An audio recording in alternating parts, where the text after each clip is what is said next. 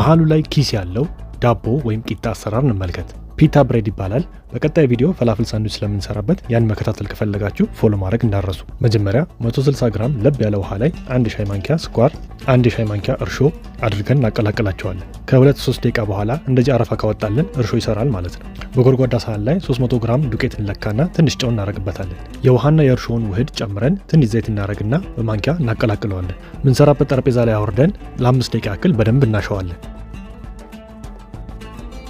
በደንብ ከታሸ በኋላ ሊጡን መልሰን ወደ አቦካንበት ሳህን ጨምረን ለ1 ሰዓት እናሳርፈዋለን። ከ1 ሰዓት በኋላ እንደዚህ ኩፍ ካለ በኋላ ወደ ጠረጴዛ ላይ አወርደን በምንፈልገው ሳይዝ እንቆራርጠዋለን። በደንብ ዱቄት አድርገን ስስ እስከሚሆን ድረስ በመዳመጫ እንዳምጠዋለን።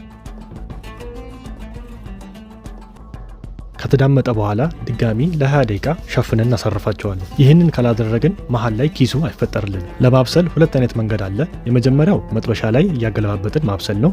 ይህ መንገድ አስቸጋሪ ነው፣ ምክንያቱም እያንዳንዱ ቂጣ ለብቻ ብቻ ነው የምንጠብሰው። ከዛም አልፎ የመጥቆርና የሚፈጠረው ክፍተት በተለያየ ቦታ ይሆንብናል። ሁለተኛው መንገድ ኦቭን ውስጥ አስገብቶ ማብሰል ነው። ይህ መንገድ እኩል የሙቀት መጠን በሁሉም አቅጣጫ እንዲያገኝ ስለሚያደርግ መሃል ላይ የሚፈጠረውም ክፍተት እንደዛው እኩል ይሆናል።